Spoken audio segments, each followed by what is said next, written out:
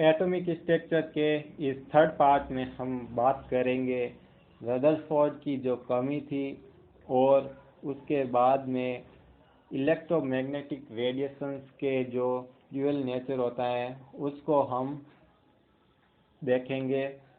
पहले हम wave nature को देखेंगे, उसके बाद में हम उसके पार्टिकल नेचर के बारे में डिस्कस करेंगे। तो सबसे पहले हम बात करते हैं रदरफोर्ड की जो कमी थी, उनके एटॉमिक मॉडल में क्या कमी थी।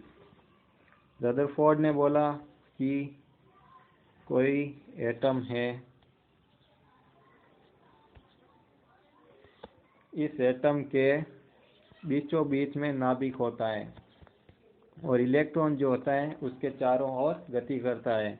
तो इलेक्ट्रॉन जो होता है वो घूर्णन गति कर रहा है। यहाँ पे घूर्णन गति जो होती है वो होती है दिशा परिवर्तित, यानी कि त्वरित गति होती है। और जब त्वरित गति इलेक्ट्रॉन आवेश करता है तो विकिरण इलेक्ट्रोमैग्नेटिक रेडिएशन उत्सर्जित करता है, इमिट करता है, जिसके कारण इसकी एनर्जी क्या हो जाती है, कम हो जाती है या एनर्जी रिलीज करता है। और एनर्जी रिलीज करने के कारण इसकी जो गति होनी चाहिए वो क्या होनी चाहिए, सर्पिल गति होनी चाहिए।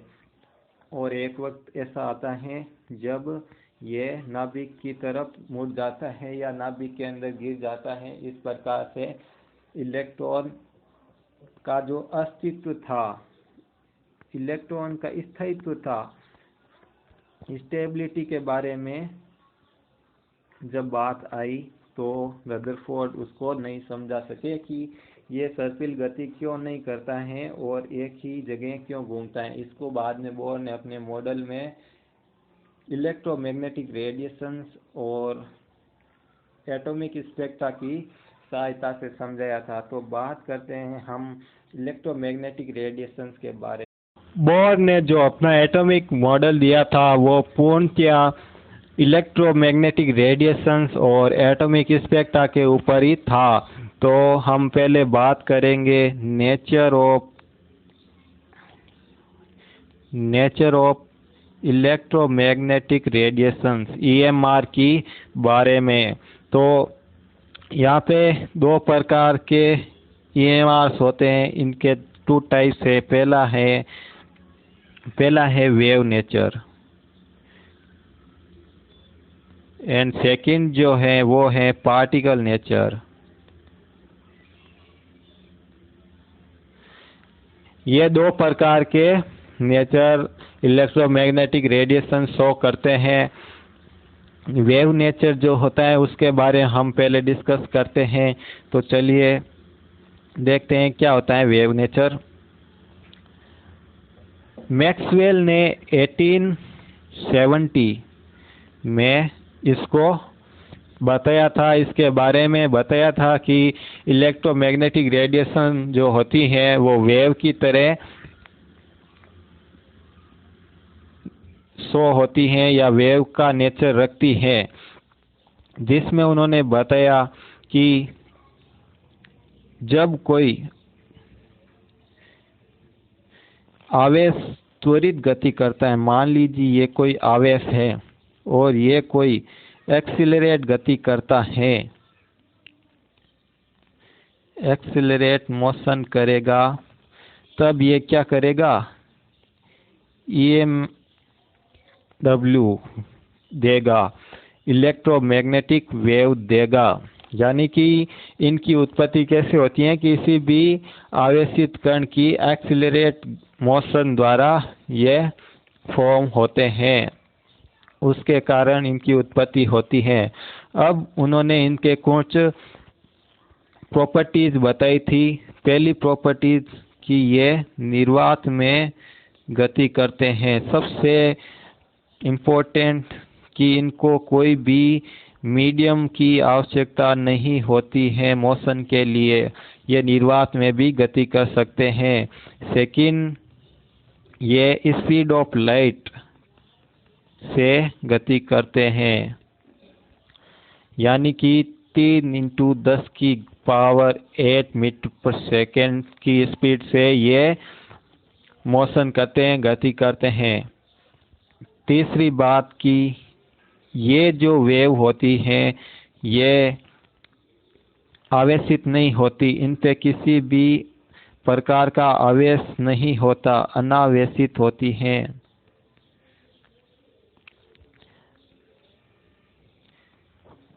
चौथी बात जो इन्होंने बताई थी वो सबसे इम्पोर्टेंट थी। उन्होंने बताया कि जो वेव होगी उसका इलेक्ट्रिक फील्ड और मैग्नेटिक फील्ड जो होगा वो दोनों ही इसके जो संचरण की दिशा होगी, जिस दिशा में ये गति करेगी उनके परपेंडिकुलर होगी, कुछ इस प्रकार से।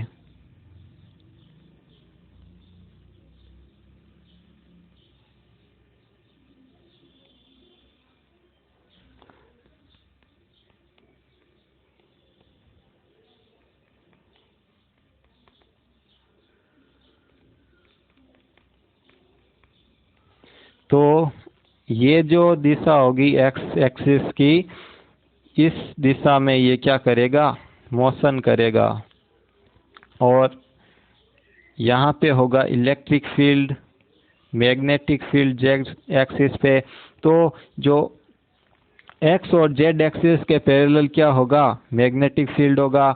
वाई एक्सिस और जेड एक्सिस के पैरेलल जो होगा इलेक्ट्रिक फील्ड होगा।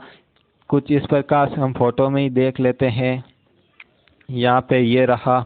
तो यहाँ पे इलेक्ट्रिक फील्ड जो इस प्रकार से और मैग्नेटिक फील्ड इस प्रकार से है, इन दोनों के बीच में 90 डिग्री का जो कोण है, एंगल है, और इस दिशा में ये गति करेगी। तो ये तीनों ही आपस में एक दूसरे के परपेंडिकुलर हैं। तो मैक्सवेल ने ये बताया कि ये इलेक्ट्रिक फील्ड, मैग्नेटिक फील्ड और मोशन, इनका तीनों ही एक दूसरे के परपेंडिकुलर रहते हैं। इनकी फ्रीक्वेंसी फिक्स होती है। ये फिक्स फ्रीक्वेंसी पर हमें मिलेगी। इनके एग्जाम्पल हम देखते हैं तो रेडियो वेव, यूवी वेव, या फिर ultra wave, infrared, ultra wave की जो फ्रीक्वेंसी होगी वो 10⁻16, रेडियो वेव की जो होगी वो 10⁻6। इस प्रकार से इनकी फिक्स फ्रीक्वेंसी होती हैं, उसी पे ये मिलती हैं। तो ये तो बात हो गई इनके वेव नेचर की। अब हम बात करते हैं इनके पार्टिकल नेचर के बारे में। इलेक्ट्रोमैग्नेटिक रेडिएशंस के वेव नेचर के बाद में जब आगे और स्टडी हुई तो ये देखा गया कि इलेक्ट्रोमैग्नेटिक रेडिएशंस की जो कुछ प्रॉपर्टीज थी वो डिफरेंट आ रही थी as compare to wave nature. तो इस पे आगे और स्टडी हुई तो ये देखा गया कि जो लाइट होती हैं वो वेव के अलावा पार्टिकल नेचर भी शो करती हैं। इसके हम दो रीजन देखेंगे। पहला हम देखते हैं black body radiation. Black body radiation क्या है ये हम सबसे पहले देखते हैं यहाँ पे। तो ब्लैक बॉडी रेडिएशन क्या होती है? ब्लैक बॉडी रेडिएशंस में हम ये डिस्कस करते हैं कि अगर किसी भी बॉडी को हीट करेंगे, उसको गर्म करेंगे, तो वहाँ पे हमें क्या रिजल्ट शो होंगे, इसके बारे में बात की गई है। तो उससे पहले हम बात करते हैं वाइट लाइट के बारे में कि वाइट लाइट में अगर अलग अलग प्रकार के जो वेवलेंथ होते हैं, सभी प्रकार की वेवलेंथ वाइट लाइट में होते हैं, वो किसी भी बॉडी पर अगर गिरते हैं, वाइट लाइट अगर किसी बॉडी से टकराती है तो वहाँ पे हमें 3 प्रकार के रिजल्ट मिलते हैं। तीन प्रकार के रिजल्ट हमें मिलेंगे। पहला जो रिजल्ट है वो है एब्जॉर्ब, यानी कि लाइट की कुछ मात्रा ये बॉडी एब्जॉर्ब कर लेगी। दूसरा जो होता है वो है रिफ्लेक्ट, यानी कि वो उसकी कुछ मात्रा को वहाँ से रिफ्लेक्ट कर देगी। और थर्ड जो है वो है ट्रांसमिटेड। ट्रांसमिटेड में क्या करेगी कि ये जो लाइट इस पे गिर रही है, इससे टकरा रही है, उसको वो आगे भेज देगी। यहाँ पे जो रिफ्लेक्टेड वाली जो प्रॉपर्टीज है, इसमें क्या होगा कि इसके कारण ही कोई भी बॉडी अपना कलर शो करती है। यानी कि यहाँ पर जो ये रिफ्लेक्ट वापस होगी, वो जिस वेवलेंथ की रिफ्लेक्ट लाइट वापस होगी वही कलर हमें शो होगा। यानी कि किसी भी वस्तु का अगर हमें किसी भी बॉडी का कलर हमें शो हो रहा है तो ये इसके कारण ही हो रहा है कि उस पर वाइट लाइट गिर रही है और वो वापस उस वेवलेंथ को रिफ्लेक्ट कर रही है। यानी कि अगर हमें किसी भी वस्तु का लाल कलर दिख रहा है, रेड कलर अगर आपको यहाँ पे ये दिख रहा है, तो इसका मतलब ये है कि ये जो रेड कलर है इसी वेवलेंथ की यहाँ पे रेडिएशंस वापस रिफ्लेक्ट होकर हमारी आंखों की तरफ आ रही हैं, जिसके कारण हम यहाँ पे रेड कलर को देख पा रहे हैं। अगर किसी भी बॉडी को गर्म किया जाता है, हीट किया जाता है, तो वहाँ पे क्या होता है कि ये डिफरेंट वेवलेंथ्स के रेडिएशंस इमिट करता है। यानी कि यहाँ पे डिफरेंट वेवलेंथ के रेडिएशंस जो इमिट होंगे, तो ये डिफरेंट वेवलेंथ जो होंगे वो सारे जितने भी जीरो से लेके इन्फिनिटी तक कुछ भी मतलब हर एक रेडिएशन इमिट करेगा। लेकिन फ़र्क सिर्फ इतना है कि यहाँ पे कुछ वेवलेंथ जो होगी वो कम होगी और कुछ वेवलेंथ की जो अमाउंट होगी वो बहुत ज़्यादा होगी। यहाँ पे जो रेडिएशंस इमिट हो रही है उस रेडिएशंस के वेवलेंथ और इंटेंसिटी के बीच में हम एक ग्राफ अपलोड करते हैं, तो हमें कुछ इस प्रकार का ग्राफ मिलता है। यहाँ पे कम वेवलेंथ पर इंटेंसिटी भी कम होती है, लेकिन जैसे जैसे वेवलेंथ बढ़ती है वैसे वैसे इंटेंसिटी भी बढ़ती है। और हमें एक वक्त ऐसा आता है जब किसी भी फिक्स वेवलेंथ पर मैक्सिमम इंटेंसिटी प्राप्त होती है। इसी इंटेंसिटी और जो लैम्डा होता है, वेवलेंथ होता है, वही हमें कलर दिखाई देता है। इसी वेवलेंथ की कलर जो होगा वो हमें दिखाई देता है। यानी कि हम बात कर लेते हैं किसी उदाहरण की, तो जैसा कि हम कोई लोहा है उसको हम गर्म करते हैं तो हमें लाल तप्त कलर दिखाई देता है उसका। और ज़्यादा गर्म कर लेते हैं तो हमें ब्लू कलर दिखाई देने लग जाता है। तो इस प्रकार से वो उसकी हाईएस्ट वेवलेंथ होती है जो हमें दिखाई देती है, हमें आंखों द्वारा ऑब्जर्व होती है। यानी कि उसी वेवलेंथ की रेडिएशंस हमारी आंखें देख पाती हैं, क्योंकि उसकी जो वेवलेंथ होती है वो मैक्सिमम होती है और बहुत सबसे ज़्यादा मात्रा में वो इमिट होती हैं। और उसके बाद में ये इंटेंसिटी इसकी वापस घटने लग जाती हैं, लेकिन कभी जीरो नहीं होती, ये चलती रहेगी, क्योंकि हर प्रकार की रेडिएशंस यहाँ पे इमिट हो रही है।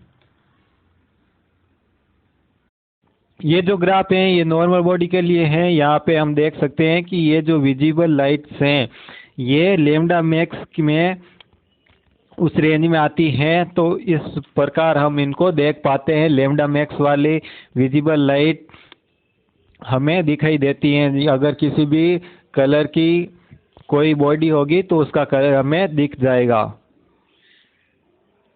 अगर बात करें ब्लैक बॉडी के बारे में,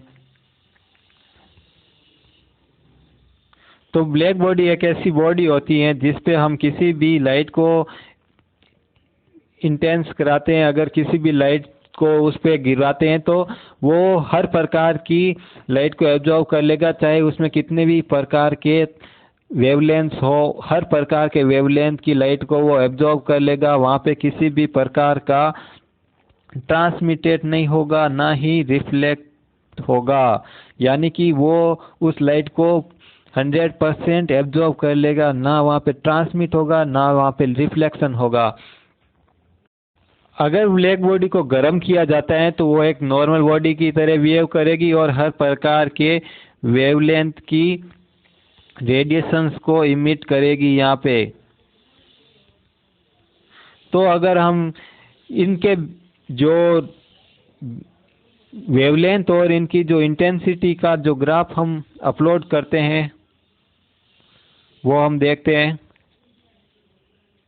ब्लैक बॉडी के लिए अगर हम इंटेंसिटी और वेवलेंथ के बीच में ग्राफ अपलोड करते हैं तो हमें कुछ इस प्रकार का ग्राफ मिलता है, जो बिल्कुल एक नॉर्मल बॉडी की तरह ही होता है। यहाँ पे शुरुआत में जब लेमडा कम होता है, वेवलेंथ कम होती है, तब यहाँ पे इंटेंसिटी भी कम होती है और जैसे जैसे बढ़ती हैं, और एक वक्त ऐसा आता है कि यहाँ पे हमें लेमडा मैक्स पर इंटेंसिटी भी मैक्सिमम मिलती है और फिर वापस डिक्रीज होना शुरू हो जाती हैं। ये हो गई प्रैक्टिकली। ये अगर हम देखते हैं तो प्रैक्टिकली हमें ये कर्व मिलता है, लेकिन जब हम थ्योरेटिकली करते हैं, यानी कि वेव इसको मानकर अगर हम इंटेंसिटी और वेवलेंथ के बीच में जो ग्राफ अपलोड करते हैं तो हमें कुछ इस प्रकार का मिलना चाहिए कि शुरुआत में जब लेमडा बहुत कम होता है तो इंटेंसिटी बहुत ज़्यादा होनी चाहिए और एक निश्चित वेवलेंथ तक तो इनका ग्राफ लगभग इक्वल आता है, लेकिन जब लेमडा कम होता है तब इनका ग्राफ कुछ डिफरेंट आता है। इसीलिए यहाँ पे कुछ बदलाव की आवश्यकता थी। तो मैक्स प्लांक ने इसको समझा और उन्होंने बताया कि जो यहाँ पे इलेक्ट्रोमैग्नेटिक रेडिएशंस हैं वो पार्टिकल की तरह व्यवहार कर रही, यानी कि यहाँ पे वेव नेचर नहीं रखे, वो पार्टिकल नेचर शो कर रही हैं। तो मैक्स प्लांक ने क्या कहा कि जो इलेक्ट्रोमैग्नेटिक रेडिएशंस हैं वो ऊर्जा के छोटे छोटे पैकेट्स के रूप में होती हैं और वहाँ पे इंटेंस होती, मतलब उस ब्लैक बॉडी से निकलती हैं, या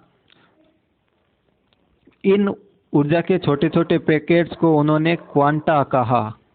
मल्टीपल्स जो होते हैं, एक समूह होता है ऊर्जा का, उनको क्वांटा कहा, तथा एक पैकेट को उन्होंने क्वांटम का, फोटॉन, जिसको फिर बाद में न्यूटन ने नाम दिया। इनकी ऊर्जा मैक्स प्लांक ने निश्चित की। उन्होंने बताया कि इनकी ऊर्जा h न्यू के बराबर होती है। यहाँ पे h जो है प्लांक कांस्टेंट, क्योंकि प्लांक ने इनको बताया था तो इनको प्लांक कांस्टेंट बोला गया, जिसकी वैल्यू फिक्स थी 6.62 × 10⁻⁻34 जूल। और जो न्यू होता है वो होता है फ्रीक्वेंसी जो उस लाइट की हमें प्राप्त है। अगर 500 की फ्रीक्वेंसी होगी तो h × 500, इस प्रकार से हमें उसकी एनर्जी मिल जाएगी और प्रत्येक फोटोन की एनर्जी हम यहाँ पे देख सकते हैं, जान सकते हैं। तो इस प्रकार से मैक्स प्लांक ने बताया कि जो इलेक्ट्रोमैग्नेटिक रेडिएशंस हैं वो वेव नेचर के अलावा पार्टिकल नेचर भी शो करती हैं। प्लांक की थ्योरी का सक्सेस ये रहा कि जब उन्होंने इंटेंसिटी और वेवलेंथ के बीच में ग्राफ अपलोड किया तो उन्होंने पार्टिकल्स मान के ये अपलोड किया, तो उनको ग्राफ बिल्कुल वही मिला जो प्रैक्टिकली हमें मिलता है। तो इस प्रकार से उनकी जो थ्योरी थी वो सक्सेसफुल मानी गई, उसको एकदम करेक्ट रूप से देखा गया। ब्लैक बॉडी रेडिएशन के बाद में फोटो इलेक्ट्रिक इफेक्ट हम डिस्कस करेंगे। तो फोटो इलेक्ट्रिक इफेक्ट में क्या होता है कि किसी भी मेटल बॉडी से जब प्रकाश लाइट टकराती है तो वहाँ से इलेक्ट्रॉन जो होता है बाहर निकल जाता है, इमिट हो जाता है। यानी कि जैसे ही प्रकाश यहाँ पे टकराएगा इलेक्ट्रॉन यहाँ से बाहर निकल जाएगा। इसके बीच में कोई भी समयांतराल नहीं होता है, ये कोई मेटल सरफेस है। तो ये देखा गया कि प्रकाश अगर यहाँ टकराता है तो यहाँ से इलेक्ट्रॉन बाहर निकलता है।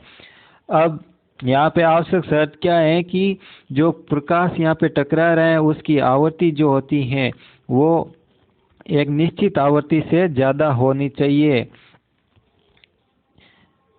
अगर ये आवृत्ति इससे कम होगी तो यहाँ पे इलेक्ट्रॉन बाहर नहीं निकलेगा, और अगर इसके बराबर या ज़्यादा होती है तो इलेक्ट्रॉन उस मेटल की सरफेस से बाहर निकल जाएगा।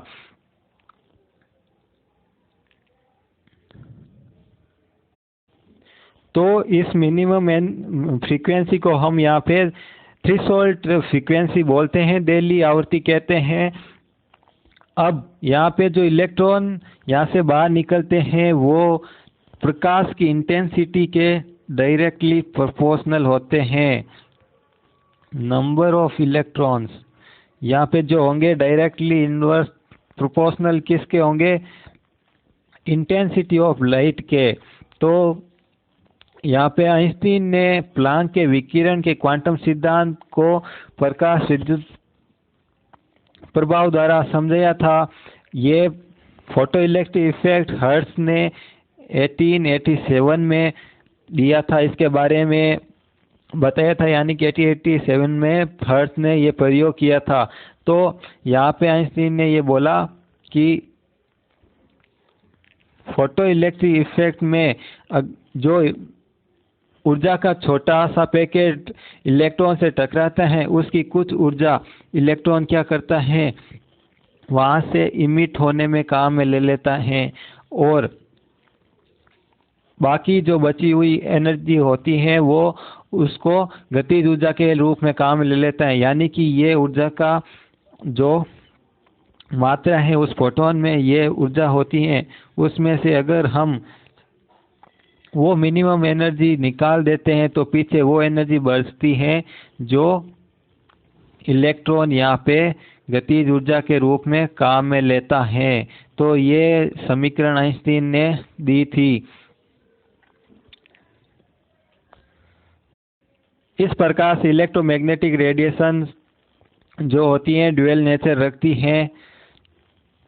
इसके बाद में अब हम अगले वीडियो में बोर के मॉडल और उससे पहले एटॉमिक स्पेक्ट्रा के बारे में देखेंगे। Thank you.